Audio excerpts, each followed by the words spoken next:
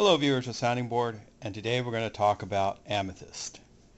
Amethyst is an old series that was printed in the 80s, and it was Amethyst Princess of Gemworld.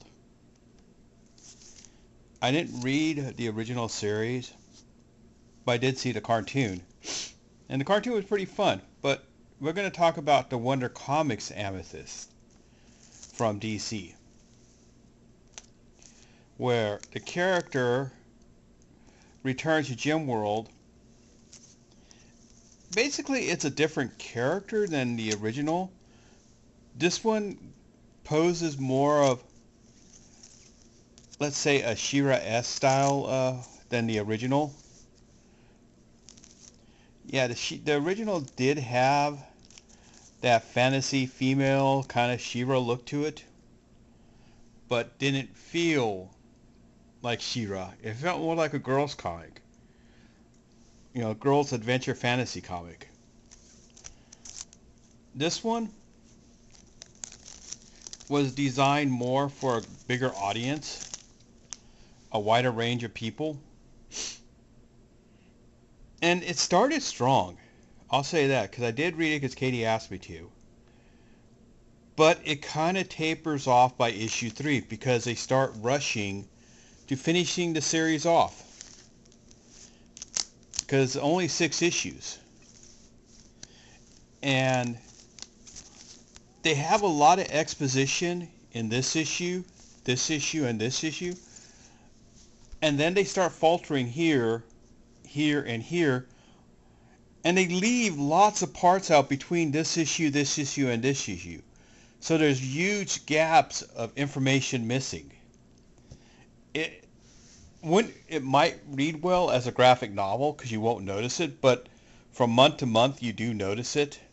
Or being a reader of a lot of miniseries, it's one of the things I've never liked about it.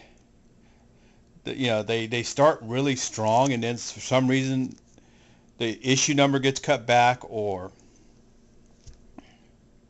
the storyline is bit more overbearing, and the editor says, no, we're going to end it here. You know, but, you know, this series here ran for 2 miniseries. This one, I don't think was going to go beyond that. But Amethyst this is like her 3rd incarnation, because this is the original, then there's one in between the two, and then there's this one. I really think DC doesn't really know what to do with their fantasy characters, or they're letting writers write fanfics of the characters, not realizing that they don't quite know what they're doing with comics anymore. I wish they would have continued it and not got so lost in the political element and more stayed with the story, the magical storyline. Because the whole crystal race gem thing was too overbearing for it, and by the time we get to this issue and the resolve doesn't feel right compared to here. And it's like all of a sudden when we're here and here, they change the storyline altogether from, I'll spoiler, Amethyst family is framed for a crime they didn't commit when it starts, but then in the end, it turns out they are. And then by the end of the series, after she rescues her family and finds out her parents are alive, they don't want her because she's too old. It's not their baby anymore. And so she is rejected by the people who she's part of. And so the parents get arrested, and the blah blah blah, the end, and a new group, and the misfits take her in. But the point being is, it's like, did you do this because you wanted to tell a political story about how misfits stick together, you know, or tell a good fantasy story? Because I found the story getting lost in more of the writer's political agenda than the actual fantasy. I wish it wasn't, because it had a lot of good points to it. And so by the time we get to issue 6, we're going, what happened to all the parts? Where's, you know, the villain is really spends his time locked in a chair taunting her because he's in prison and he's the mastermind of everything, and you're going, it doesn't feel right. It doesn't feel like a good villainy story. He's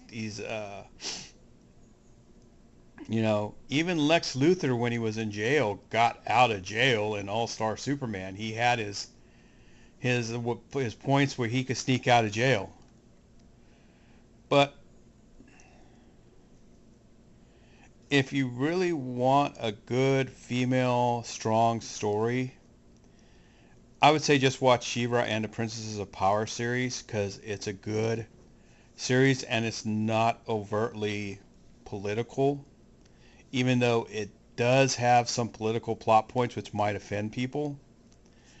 But other than that, I would say take a look at the She-Ra Princess of Power series. It's really good, and I think this series was designed to cash in on the release of that series. But I wish it was more like this series, or her second incarnation from Rebirth. But now they veered away, and like I said, they started strong, but they stepped away too far from the source that starts here to end up here at the end of the series. And that was really kind of sad. I wish they didn't, but they did. But until next time, this is the Sounding Board, signing off.